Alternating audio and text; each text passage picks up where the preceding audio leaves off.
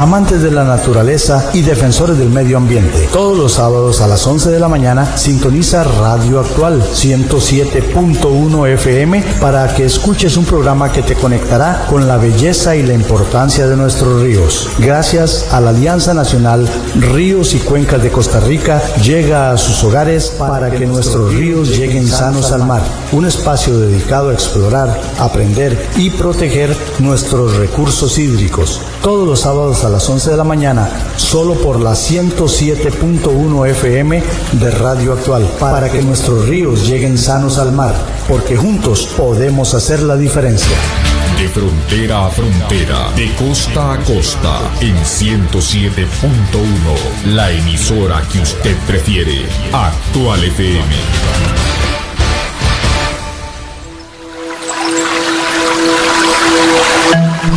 La Alianza Nacional Ríos y Cuencas de Costa Rica presenta su programa para que nuestros ríos lleguen sanos al mar.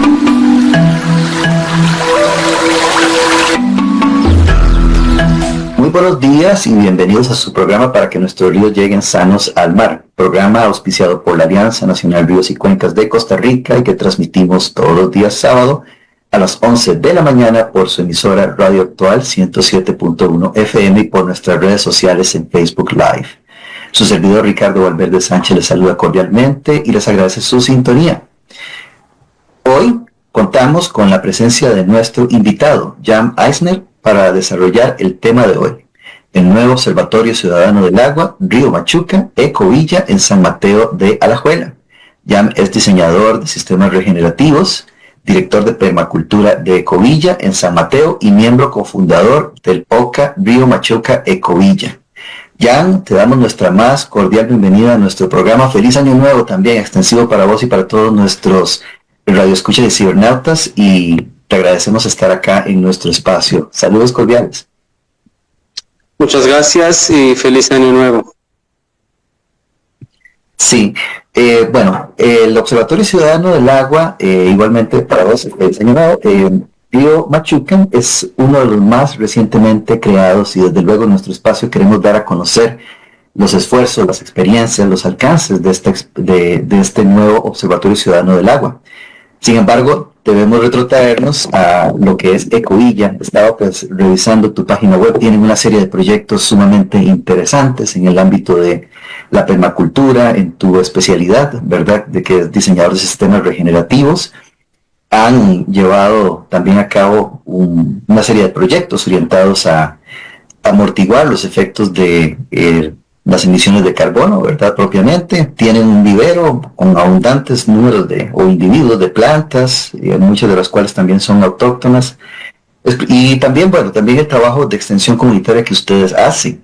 Nos gustaría conocer entonces, a modo previo, Jan, sobre qué te llevó, digamos, a llevar adelante ese tipo de proyectos de permacultura y de regeneración, y lo que es el diseño regenerativo propiamente.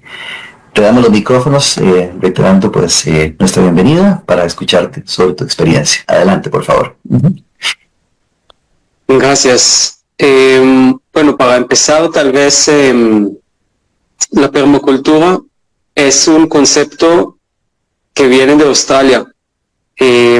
Empezó en Australia en 1970. Los desarrolladores eran dos académicos que estudiaron biología, estudiaron agronomía, estudiaron también pensamiento sistemático, y ellos observaron en aquel momento todos los reportes que salieron reportando del cambio climático y los desafíos que van a venir en las próximas décadas. Ellos estaban muy preocupados por la situación y desarrollaron esta metodología que le llamaron permacultura para responder a estos desafíos relacionados con el cambio climático a través de pensamiento sistemático.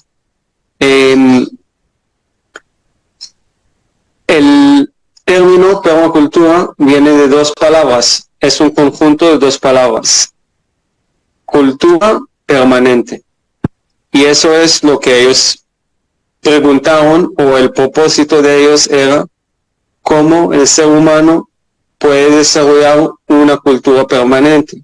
En otras palabras, cómo podemos desarrollar una cultura que no va a generar daño ni a ella misma ni al sistema donde ella pertenece, que es la planeta de nosotros, ¿verdad? La tierra donde vivimos. Entonces, eso es un poco de la historia de la permacultura. Y para concluir esta parte, la permacultura está basada en 3 éticas, en 12 principios de diseño. Y es una filosofía de diseño intencional. Porque ellos, a través de su investigación, descubrieron que, de su punto de vista, las soluciones vienen a través de un diseño muy intencional y basado en éticas y en principios del diseño intencional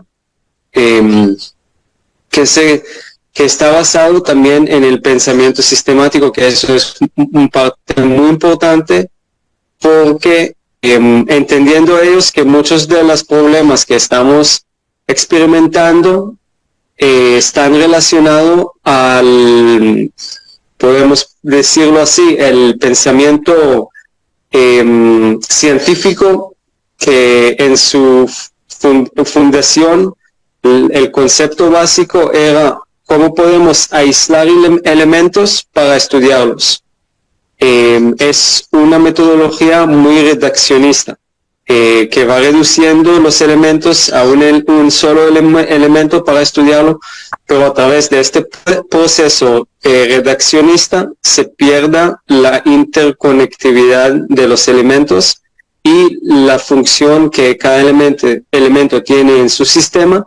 Entonces no se entiende bien o en forma muy profunda cómo funcionan sistemas, si no entendemos elementos aislados, pero eso, este tipo de pensamiento nos llevó al tiempo actual, perdiendo la interconexión que tienen todos los diferentes elementos, y haciendo eso perdimos en el camino la resiliencia de los sistemas naturales. Entonces llegamos a un punto que podemos podemos sacar de la tierra recursos naturales sin pensar mucho qué efectos va a tener al futuro este tipo de comportamiento. Claro, es muy... ¿Ibas a decir algo más? Perdón. No, perdón, quería darte un espacio tal vez para comentar o compartir algo, y puedo seguir después.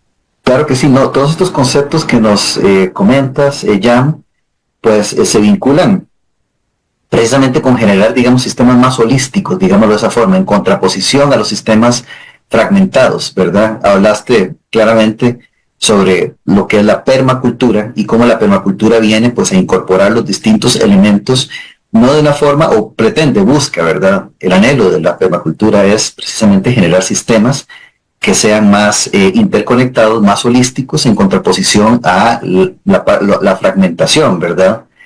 Es como volver, digamos, a lo que era el sistema cartesiano versus el sistema holístico. Y en este caso nos gustaría comentar entonces, o que más bien nos compartas, cómo es que todos estos conceptos de la permacultura, Ecovilla los ha llevado a la práctica. ¿Cuáles son las actividades que ha venido ejecutando Ecovilla? ¿Desde cuándo fue que empezaron? Convéntanos al respecto, ¿verdad? Sobre cómo se ejecuta la permacultura mediante precisamente ese tipo de sistemas, específicamente la experiencia de Ecovilla. Adelante, por favor. Claro. Tal vez un poco para dar el contexto, para explicar un poco de qué es la Ecovía, para que la gente tal vez tiene un poco de contexto. La Ecovía es prácticamente una comunidad que busca vivir en forma más sostenible, más regenerativa. Entonces, se puede decir que es un condominio, pero lo que hace diferente de otros condominios es este condominio, desde el inicio del desarrollo de este condominio, todo lo que se hicieron los desarrolladores era pensar cómo se puede formar este condominio y hacer que la gente viva en una forma más sostenible. Entonces eso es para estabilizar un poco el contexto. Y ahora a la práctica, lo que realmente se hace, todo empieza con la visión, ¿verdad? La visión de vivir en una forma más sostenible, con la naturaleza y con los recursos naturales y con nuestras decisiones, con nuestras acciones de día a día. Todo empieza con esta visión y luego el próximo paso es encontrar el lugar adecuado. Y el concepto de la ecovía era también demostrar que eso es posible. Entonces, parte de la visión es buscar una tierra o un terreno, una finca que en su historia fue impactada por prácticas que podemos decir prácticas que degradan el suelo, que degradan el ciclo hídrico,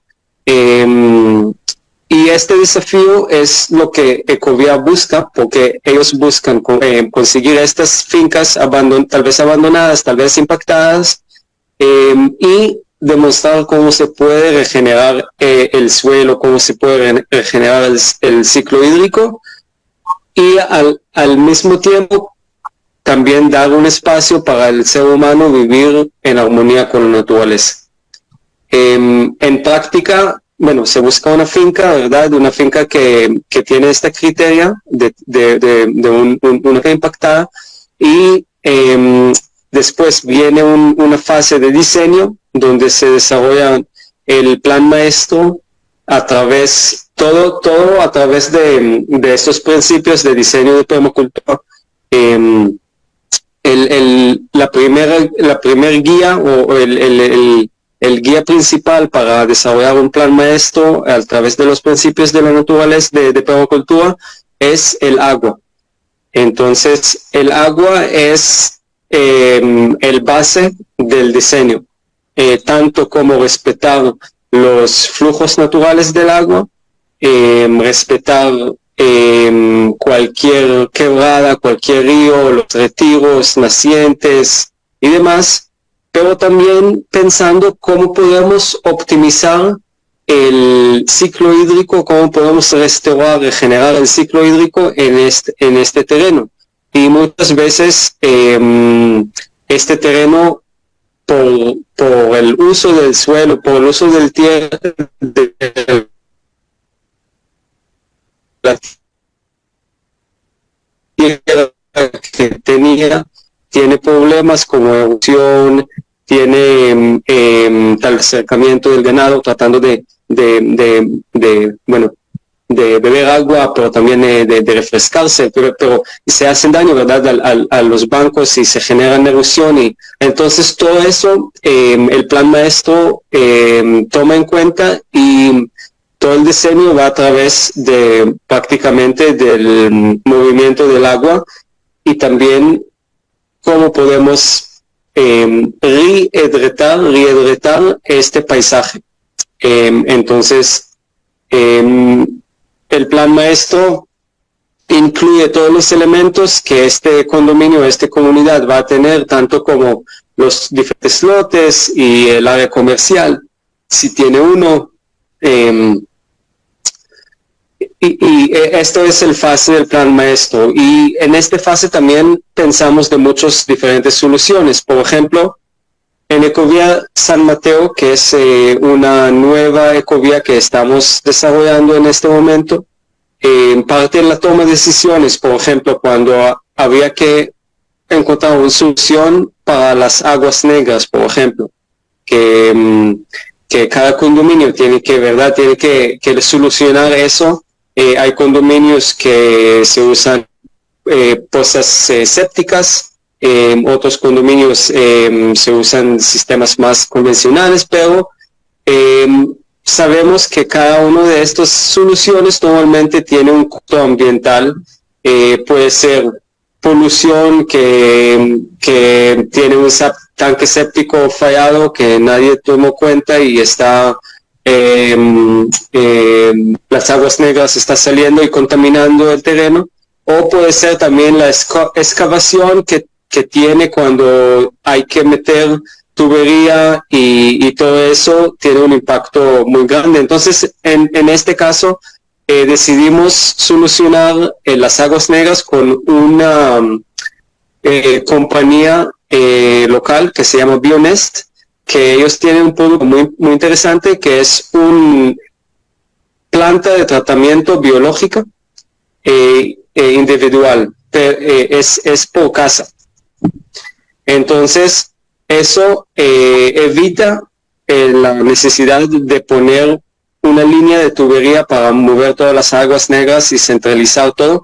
Es una solución descentralizada y mucho más ecológica, porque todo este proceso es proceso natural ecológico y el efluente que sale del tratamiento se puede usar para riego.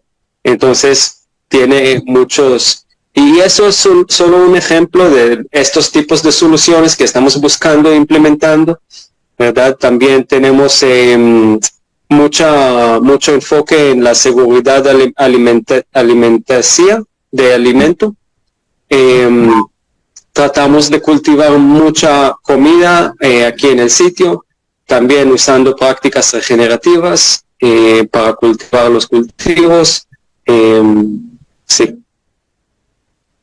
Sumamente interesante porque es una transformación total, ¿verdad? De lo que encontraron en un principio en esta propiedad. Después nos comentas de qué es el tamaño de la propiedad, cuántas personas la integran, pero en virtud de lo que nos estás comentando, ustedes encontraron cuando llegaron antes de llegar al predio ¿verdad? Que seleccionaron para formar esta comunidad Ecovilla, se encontraron pues con condiciones particulares, ¿no? Hablabas, por ejemplo, del pastoreo. Me parece entonces de que había una actividad pecuaria, o no sé si agrícola intensiva, pero por lo menos pecuaria, que estaba generando impactos en la erosión del suelo, y eso a su vez también impactaba el recurso hídrico, los bancos de ribera y demás.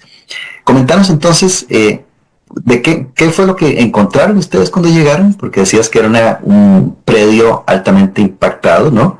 De cuántas hectáreas estamos hablando, y qué transformación han venido ejecutando desde Ecovilla para hacer de este espacio un espacio más sustentable. Nos habías hablado, por supuesto, de quienes viven allí, quienes tienen condominios allí, y el tratamiento de las aguas negras. Pero, por ejemplo, ¿cómo han mitigado los impactos asociados con la erosión? ¿Qué prácticas de regeneración vegetal han llevado adelante, verdad? ¿De cuántos árboles estamos hablando, por ejemplo, en materia de generación de árboles frutales y árboles, digamos, maderables? Comentanos cómo es que se ha dado todo este proceso de regeneración desde que empezaron. Bueno, y también cuándo fue que empezaron, ¿verdad? Me gustaría también saber eso. Te dejo esas consultas para que puedas desarrollar entonces el tema. Gracias. Sí, la finca antes era una finca que tenía un proyecto que se llamaba Panaca. Este proyecto era un parque para la familia de animales de finca. Pero tenían potrero, tenían prácticamente animales de ganado y chanchos y otros animales que con el tiempo y con el manejo que le dieron compactaron bastante la tierra, y cuando yo empecé a consultar a este proyecto en 2022, y cuando llegué empecé a hacer un análisis del sitio y me di cuenta que las tierras eran muy, muy compactadas, casi no filtraba el agua, y eso fue muy, muy claramente un desafío, ¿verdad? Porque regenerar y volver a plantar estas tierras compactadas es todo un reto. Ahora voy a hablar un poco de las diferentes estrategias que estamos practicando. También, obviamente, encontré varios lugares donde tenían erosión, todo está relacionado, ¿verdad? Porque como no se infiltraba bien el agua, el volumen de agua que estaba bajando por las quebradas y por los taludes era mucho más grande que esta tierra estaba preparada para recibir y para infiltrar en un momento de una tormenta. Entonces, las diferentes estrategias, voy a mencionar varias. Por los taludes, por ejemplo, para evitar erosión, estoy usando mucho un zacate que se llama vetiver. El zacate vetiver, famoso para la gente que trabaja con erosión, lo conoce muy bien. No es nativo de Costa Rica. Este zacate es originado de África, pero es una planta muy interesante y muy adecuada para evitar erosión y tiene varias ventajas.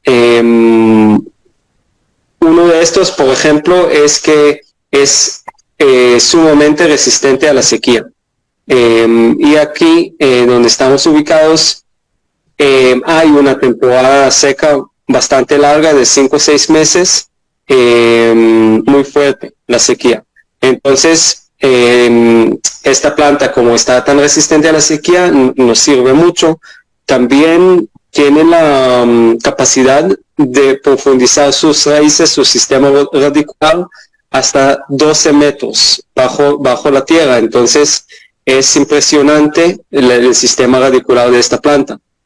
También esta planta que estamos usando hoy, y prácticamente casi en todo el mundo están usando este mismo clono de la misma planta, y este clono está infértil.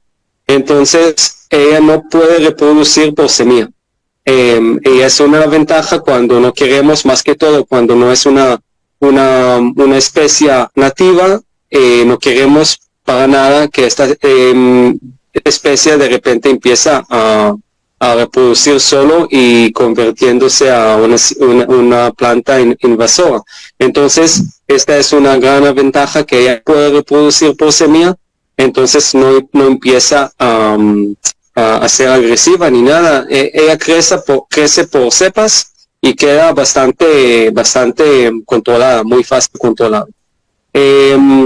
Estas ventajas, y más que estaba ya en el terreno, cuando llegué al terreno, entonces había muchas cepas aquí que seguro usaron antes en el otro proyecto también para evitar erosión. Entonces, para mí era muy claro que esta planta va a trabajar muy bien aquí, porque ya estaba probada, ya vi que tiene mucho éxito aquí, y la materia genética estaba aquí en el sitio. Entonces, empecé a propagarla. Es muy fácil de propagar, nada más separan las cepas, ¿verdad? Y plantan a través de separación de raíces, y crece rápido, entonces es fácil propagarla. Y luego, cuando tengo que aplicarla en el campo, para, por ejemplo, bajar la velocidad del correntía en un talud para evitar la erosión, lo que hago es plantarla a través o en las líneas del contorno, en las líneas del nivel. Entonces, esta línea, estoy plantándola cada 15 centímetros de una cepa al otro. Entonces, se forma una barrera muy densa cuando crece, y esta barrera, como está al nivel, prácticamente perpendicular al talud, entonces se separa la velocidad y se reduce la velocidad de la correntía, y ayuda mucho a controlar la erosión. Esta es una estrategia que estamos usando mucho cuando el talud presta para este tipo de patrón de. También se puede combinarla con el magnesio, que es otra planta, el maní forrajero, que es otra planta que ayuda mucho porque igual una historia parecida, muy resistente a la sequía. Ella también fija nitrógeno, entonces eso también es muy bueno porque se va alimentando la tierra con nitrógeno. También puede ser forraje para animales, pero tiene otro tipo de patrón de crecimiento del vetiver. El vetiver quede creciendo en una cepa, y el manicillo más bien es una planta rastrera, entonces va expandiendo y cubriendo la tierra en esta forma. Entonces la combinación de ambos es una combinación muy interesante porque cada uno ocupa otro estrata o otro tipo de nivel del crecimiento, y estamos usándola mucho en conjunto aquí cuando el talud o el pendiente se presta para eso. También usamos mucho árboles, por ejemplo el sota caballo es un árbol nativo que hemos plantado cientos de árboles de sota caballo en los bancos del río, porque prácticamente encontramos los bancos del río en algunas partes, en otras partes no, pero en algunas partes casi sin su bosque ribereño, bosque de galería que uno quiere ver protegiendo a un río, y entonces por la falta de estas especies ribereños, la sota es un árbol que ayuda mucho, tiene un sistema radicular muy fuerte y muy buena en controlado y protegiendo a los bancos del río, y también muy aguantador de la sequía. Es un árbol muy resistente, que es muy fácil de propagarlo de semilla y plantarlo. Y también es más que todo en lugares donde no queremos necesariamente plantar árboles que van a crecer muy altos y muy grandes por las condiciones del talud. Si el talud está muy con un pendiente muy grave y ponemos en el parte más alto del talud un árbol como un espabel, ponémoslo así, que muy bien, o sea, el espabel es un árbol que obviamente presta para este tipo de bosque de galería.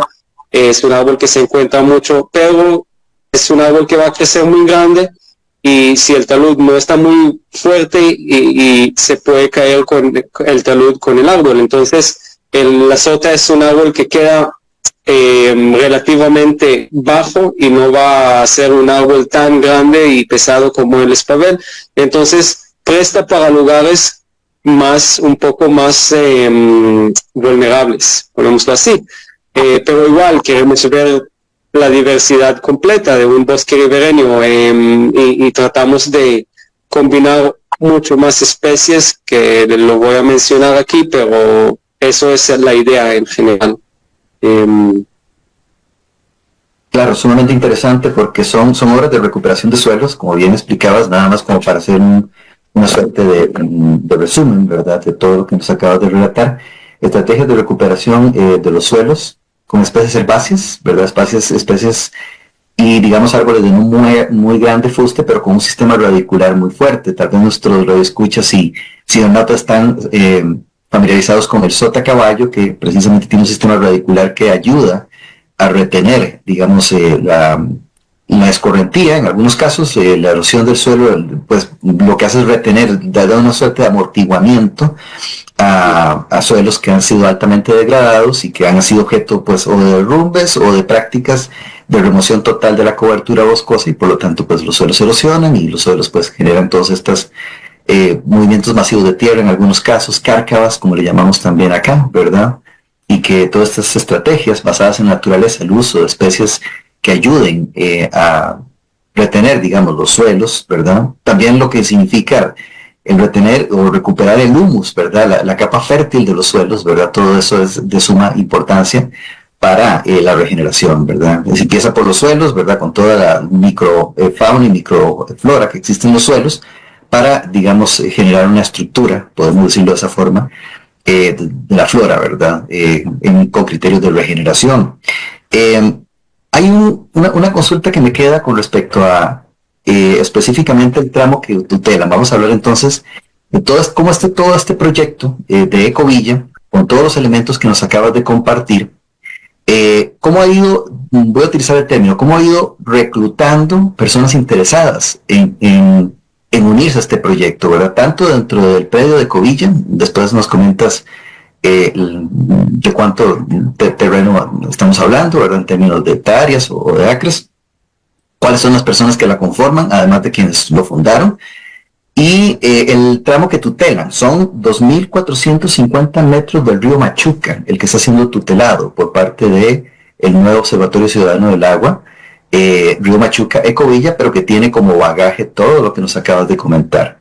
Entonces, muy bien, quisiéramos pues conocer precisamente las características del predio que está siendo tutelado, de qué superficie estamos hablando de intervención y de los integrantes de Ecovilla, de la comunidad, ¿verdad? De esa comunidad que nos has comentado. Así que, bueno, de nuevo te damos los micrófonos para que nos comentes al respecto de esta experiencia.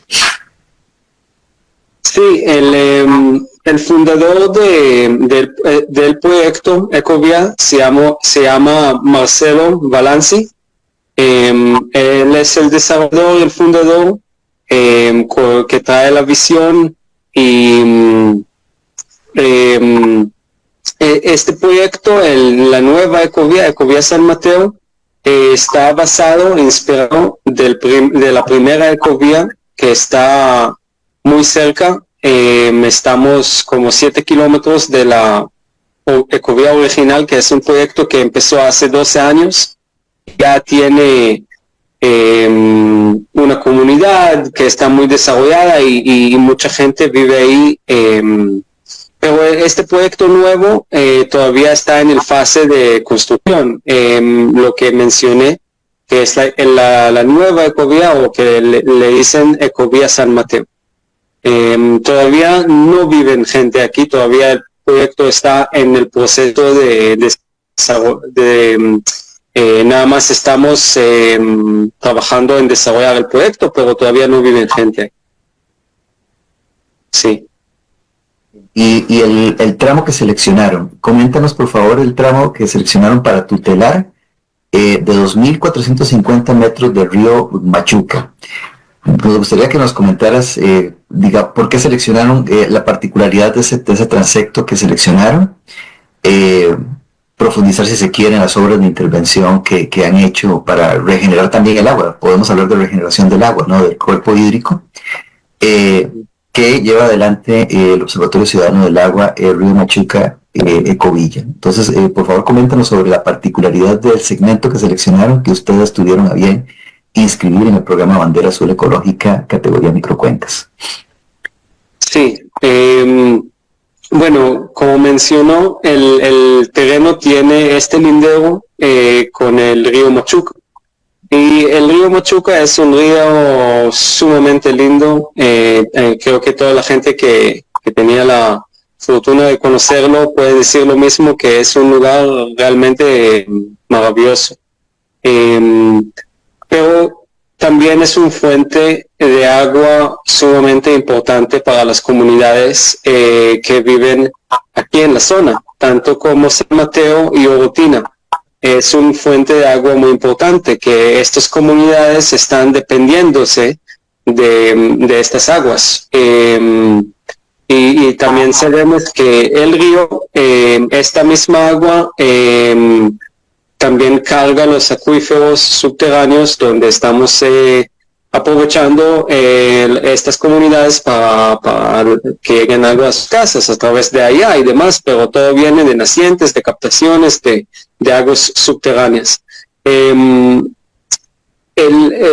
Bueno, para mí y creo que para otra gente que está involucrada en el proyecto, está claro de que no solo podemos, si queremos realmente regenerar y mejorar el ciclo hídrico, no podemos solo trabajar en el parte del río que tenemos nosotros. Sí, es el parte que podemos controlar.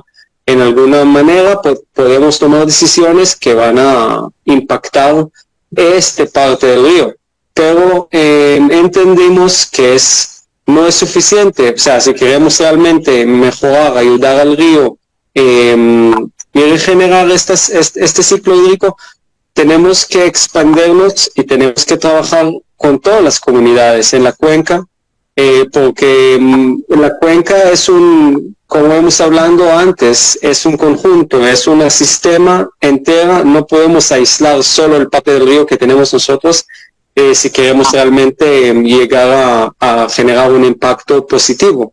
Entonces formamos un grupo voluntariado de vecinos de diferentes comunidades y empezamos a reunirnos, y a través de unos procesos colaborativos formamos una organización también que se llama Amigos Río Machuca, que esta organización se dedica a trabajar con todas las comunidades interesadas en la cuenca, en colaboración para plantear proyectos, diferentes actividades que pueden generar la cuenca, la microcuenca del río Machuca, que pertenece a la cuenca de Jesús María.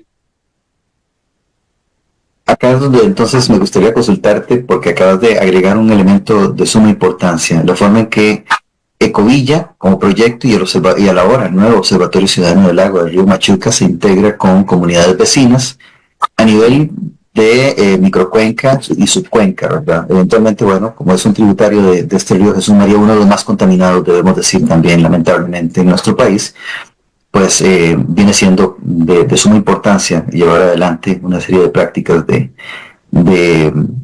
manejo de desechos, entre otras cosas, manejo de aguas hervidas, incluso el mismo modelo productivo, ¿verdad? Reestructurarlo, porque entiendo que esas comunidades vecinas son predominantemente de carácter agropecuario, ¿verdad? Actividad pecuaria y agrícola, y eso pues genera un impacto. Me gustaría entonces saber cómo se ha trabajado también, porque se desprende un poco de la página de Ecovilla, el cambiar el paradigma productivo con las comunidades campesinas, ¿verdad? Llevar adelante prácticas más sustentables, ¿verdad? Con conceptos regenerativos, ¿verdad? Menor uso de insumos químicos, ¿verdad? Como sucede en muchas de las actividades pecuarias y agropecuarias, pero en términos generales, ¿verdad? Pero agrarias y sobre todo las de gran escala. ¿Cómo se ha trabajado entonces con el sector campesino, el sector productivo, para estimular en ellos prácticas regenerativas, prácticas más sustentables de actividades pecuarias y agrarias? Te dejo la consulta para también saber cómo es que llevan adelante ustedes este tipo de esfuerzo comunitario, con extensión comunitaria con las distintas comunidades a lo largo del río Machuca y la cuenca y subcuenca del río Machuca también. Sí, creo que a través de diferentes niveles. El primer nivel, y creo que es muy importante, es nada más practicar aquí lo que hemos hablado. En otras palabras, demostrar realmente aquí en nuestro terreno, en nuestro proyecto, que es posible cultivar y tener producción a través de estas prácticas sostenibles, regenerativas, no tanto hablarlo, explicarlo, sino demostrarlo, haciéndolo. Eso es algo que estamos llevando aquí un poco más de 2 años, cultivando diferentes cultivos, sin químicos, cero químicos. Todo lo que usamos aquí es natural, y más que todo es una prueba donde nosotros también seguimos aprendiendo, ¿verdad? Porque tampoco no queremos decir que tenemos todas las respuestas para cualquier cosa que surge. Siempre es ser agricultor es un desafío sumamente enorme, y siempre hay desafíos, retos que uno va aprendiendo en el camino, y eso es también el objetivo. Aquí es generar un banco de soluciones a través de la experiencia local, en nuestra cuenca. Ojalá que esto sirve a los demás también, compartiendo estas soluciones que sirvieron a nosotros con lo demás, también esto tiene su valor. Entonces yo creo que es el primer nivel, es practicando lo que estamos hablando aquí en sitio y demostrándolo, y abriendo las puertas para que cada campesino que tiene interés puede venir aquí, puede con mucho gusto caminar los sistemas agroforestales, los sistemas de cultivos, y podemos hablar y practicar y aprender juntos. Es un sitio que tiene tanto orientación educativa también como producción, y tenemos deseo de compartir el conocimiento y compartir lo que estamos aprendiendo aquí. Estamos organizando talleres, charlas, invitando a la comunidad local para ojalá que vienen y juntos podemos crecer en este sentido. También a través, otro nivel que estamos trabajando es lo que mencioné antes, que es el proyecto de Amigos de Río Machuca, que es un proyecto colaborativo de comunidades vecinas aquí. Estamos involucrando los más actores que podemos de la municipalidad. Tenemos gente de la municipalidad de San Mateo, y también tenemos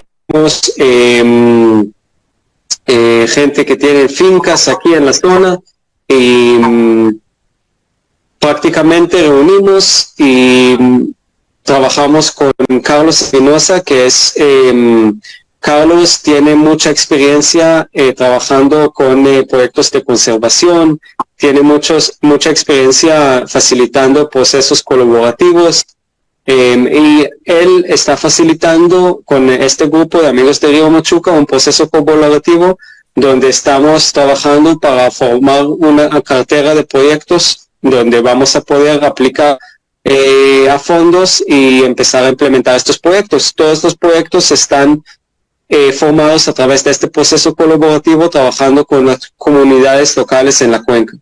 Entonces, tenemos, y también una de las del equipo de Amigos de Río Machuca, que se llama Cristiane, fundó un mercado, una feria aquí en Ecovía San Mateo, de una feria regenerativa, donde los productores aquí en la zona pueden vender y ofrecer sus productos regenerativos. Y este elemento es también muy importante para apoyar a los productores que quieren convertir y empezar a practicar estas prácticas, que tienen una fuente donde ofrecer sus productos, donde ofrecer sus servicios regenerativos aquí en la feria. Entonces eso también es una parte muy importante, porque al final todos tenemos que generar ingreso, todos tenemos que encontrar la manera, ¿verdad?, de hacer eso, resolver eso. Entonces, si no podemos ofrecer a los productores donde vender sus productos sostenibles, regenerativos, se va a complicar mucho para ellos. Entonces, eso es un trabajo muy importante que siempre hay que hacerlo. Yo creo que es apoyar al productor, cómo vender, dónde vender sus productos. Si él ya está haciendo el esfuerzo, hay que apoyarlo lo máximo posible. Sí. Sumamente interesante este último elemento que estás compartiendo con nosotros, porque es generar un nuevo nicho de mercado, ¿verdad? Es decir, todas estas prácticas de regeneración variadas que nos has compartido, desde la recuperación de suelo, la reforestación, la producción, podemos decir que orgánica, ¿verdad? Cero uso de fertilizantes químicos y de insumos químicos, ¿verdad?, que deterioran pues la calidad del suelo, y eventualmente también eso deteriora la calidad del agua, porque todo por escorrentía va hacia nuestros cuerpos hídricos. Lamentablemente así es como se ha dado, pero se genera, digamos, por lo menos a este nivel, una suerte de un nicho de mercado de agricultura sostenible, ¿verdad? De productos sostenibles, y que, bueno, el desafío a presente y futuro es hacer crecer, ojalá, este tipo de iniciativas, buscar, digamos, un nicho de mercado más amplio, o mercados cautivos, digámoslo de esa forma, ¿verdad? En los que también, pues, digamos, aparejado o empalmado con todas estas prácticas regenerativas y de prácticas agrícolas, ojalá también pecuarias, más sostenibles, se genere también un nicho que le genere ingresos, ¿verdad?, al sector productivo. Cuando hablamos del campesinado o del sector agrícola en términos generales, hablamos, que sea de tu conocimiento, desde luego, esa pequeña escala, ¿verdad? Estamos hablando de pequeños agricultores. Coméntanos con respecto a ese grupo humano que converge en la subcuenca del río Machuca, ¿verdad? ¿De qué población estamos hablando que está siendo pues impactada con todo este tipo de asesorías y este tipo de encadenamientos, por favor? Sí, por el momento estamos en el grupo, estamos hablando de, se puede decir, de producción familiar, de fincas no muy grandes, escala pequeña. Ojalá que en el futuro podemos empezar a trabajar también con fincas más grandes, con producción más intensiva, más... pero por el momento no llegamos hasta hoy en día no llegamos a contactar o no pudimos formalizar el acercamiento a las fincas grandes, pero tal vez más adelante, que tenemos más tal vez confianza, podemos llegar, ojalá, a trabajar también con estos tipos de sistemas productivos. Claro, desde luego. Hay un actor que me gustaría pues consultarte sobre el parecer mismo del gobierno local, ¿verdad? En este caso la Municipalidad de San Mateo. Me comentabas que, bueno, el proyecto Ecovilla, que surge en el año 2022, viene siendo como la hija del proyecto Ecovilla de hace 12 años, ¿verdad? Entonces ahí hablamos por lo menos de una experiencia, de un recorrido, de un camino andado con respecto al proyecto en sí mismo, ¿verdad? La concepción de la permacultura. ¿Qué acogida ha tenido, digamos, a nivel del gobierno local, ¿verdad? De repente, pues, 12 años es un tiempo bastante breve en cuanto a la concepción del proyecto y en cuanto al cambio del uso del suelo y la posibilidad de llevar adelante este tipo de emprendimientos. Implica también todo un cambio del ordenamiento territorial. Yo sé que el tema del ordenamiento territorial en algunos de nuestros cantones está un poco rezagado, ¿verdad? La modernización, actualización del ordenamiento territorial, pero comentanos por favor sobre el parecer del gobierno local, porque esto implica una transformación del uso del suelo con los criterios que ya nos comentaste con respecto a Ecovilla. Me gustaría entonces conocer cuál ha sido la acogida en ese sentido de las autoridades locales sobre este proyecto. ¿Qué tanto estímulo han ustedes percibido a partir de ellos? Sí, yo te puedo comentar solo de la interacción que yo tenía, y es más que todo a través de trabajando con este grupo de amigos de Río Machuca. Casi desde el principio, cuando acercamos a la Municipalidad de San Mateo, sentimos que había mucho interés en común.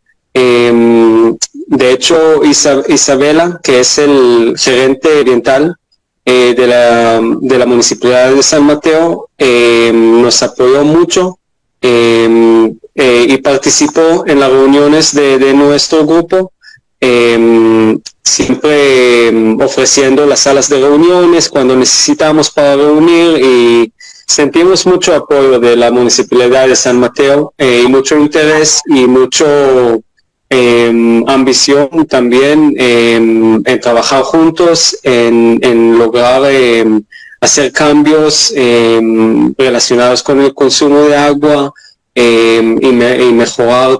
Siento que tenemos la misma visión en mejorar realmente el ciclo hídrico y la importancia. Entonces se siente muy bien, se siente que hay mucha confianza y mucha colaboración, y estamos muy agradecidos también por la municipalidad y por Isabela por darnos tanta confianza y colaborar en esta manera con nosotros también.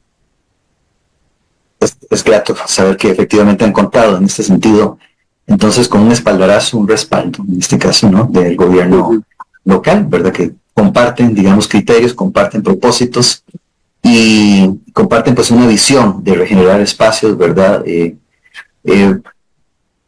visualizando, ¿verdad?, no solamente lo que es también es una política de Estado, ¿verdad?, combatir el cambio climático, generar corredores biológicos, entre otras políticas de Estado a nivel macro y a nivel, digamos, municipal. Y entonces es grato saber que en este sentido, pues, han contado con la colaboración para que ustedes puedan llevar adelante este proyecto de Ecovilla, ahora Observatorio Ciudadano del Agua, el río Machuca. Es acá donde, entonces, debo consultarte sobre, bueno, no solamente todo lo logrado, que ha sido sumamente valioso, es un observatorio muy nuevo. Ecovilla, también por lo que nos comentas, es bastante reciente el proyecto, inició en el 2022, ¿verdad? Ecovilla, la de San Mateo, no la anterior, sino el de San Mateo. Entonces, me gustaría, pues, escuchar tu perspectiva sobre los desafíos que enfrenta este proyecto, digamos, a futuro. ¿Cómo se lo visualizan, verdad? ¿Cómo esperan, digamos, crecer e impactar más a las comunidades? ¿Cómo se visualizarían a mediano y largo plazo, verdad? De aquí a 5 años, de aquí a 15 años, si es que podemos establecer ese horizonte temporal. ¿Cuáles son entonces, en tu perspectiva, los desafíos que enfrenta este emprendimiento que ustedes llevan a cabo? Bueno, yo pienso que como hay gente, este proyecto atrae gente que tiene, desde el inicio esta gente que viene a este proyecto tienen esta visión ecológica, esta visión de vivir en una forma sostenible. Y muchas veces hay que llevarlo a la práctica. Yo pienso que es muy importante realmente demostrar que logramos vivir en una forma diferente, en una forma que es más sostenible, que no solo son lindos deseos, pero también estamos llevándolo a la práctica. Yo creo que es un desafío muy fuerte y también la integración con las comunidades locales, yo lo veo como un objetivo muy importante, hacer esta integración, establecernos como una fuerza que contribuye, que mejore el medio ambiente en la zona, que nos perciben también como un proyecto que realmente tiene un impacto positivo, tanto como el parte ambiental, pero también con el parte social. Entonces son desafíos bastante grandes, pero estamos aquí trabajando prácticamente todos los días pensando en estas cosas, tratando de buscar la manera de cómo podemos realmente realizar este estilo de vida sostenible y reforzar la resiliencia a nivel local, las comunidades y el medio ambiente. Sí, y también otra parte importante que creo que es importante saber del proyecto, el tamaño del terreno son 200 hectáreas. De estas 200 hectáreas, solo vamos a desarrollar 10 hectáreas. Todo lo demás va a quedar como zonas verdes o área protegida, tanto por lo que usted mencionó, para mantener corredores biológicos, ¿verdad? Mantener estos tipos de lugares donde la vida silvestre todavía puede encontrar refugio, puede encontrar suficientemente campo para vivir felices, saludables. Entonces eso es parte del concepto de este proyecto, es que la misma comunidad va a cuidar a estos espacios verdes, va a cuidar esta reserva y no solo plantar frutas que los seres humanos les gustan comer, pero también muchas frutas nativas que la fauna está dependiéndose en alimentarse. Entonces estamos tratando de alimentar no solo... Claro, efectivamente, y entender, tal y como lo plantea el proyecto Ecovilla, que lo holístico lleva consigo pues beneficio para todos, ¿verdad? No podemos hablar de salud humana sin salud ambiental. ¿Qué mejor indicador de la salud ambiental que ecosistemas regenerados, el doble proceso de la regeneración, de dejar que los mismos ciclos naturales permitan esa regeneración, pero también con la intervención, en este caso diría yo, positiva de la mano humana, el proyecto que llevan ustedes adelante, con un vivero que tiene una cantidad importante de individuos, más de 10.000 individuos, ¿verdad? En el que, pues, por lo que entendemos, de la última información que pude, pues, constatar en la página de Ecovilla, han plantado poco más de 700 individuos, entonces las perspectivas, digamos, de crecimiento y de integración comunitaria, de también incentivar a las comunidades vecinas a incorporarse a este proyecto, genere pues ese tipo de encadenamiento que proteja mayores segmentos del río Machuca, ¿verdad? Más allá del predio inmediato de Ecovilla. Jan, agradecemos mucho pues tu presencia en nuestro espacio, siempre es un honor para la Alianza Nacional Ríos y Cuencas de Costa Rica, en nuestro espacio para que nuestros ríos lleguen sanos al mar, dar a conocer los esfuerzos, las iniciativas y ojalá replicar esas iniciativas positivas, también que este espacio sirva para eso, que en otras comunidades mucho de lo que hace específicamente Ecovilla pueda ser replicable en otras comunidades, en otros observatorios ciudadanos del agua en nuestro país, para el bien de nuestros ríos y como reza el lema de nuestro programa, para que nuestros ríos lleguen sanos al mar. Agradecemos también desde luego a nuestros radioescuchas y cibernautas por la generosidad de su presencia. Invitarles nuevamente a que nos sintonicen este sábado entrante, a las 11 de la mañana por su programa Para que nuestros ríos lleguen sanos al mar por Radio Actual 107.1 FM y por nuestras redes sociales. Sin otro particular nos despedimos, reiterando nuestro agradecimiento a nuestro invitado. A todos les deseamos una feliz tarde y saludos cordiales. Muchas gracias. Gracias.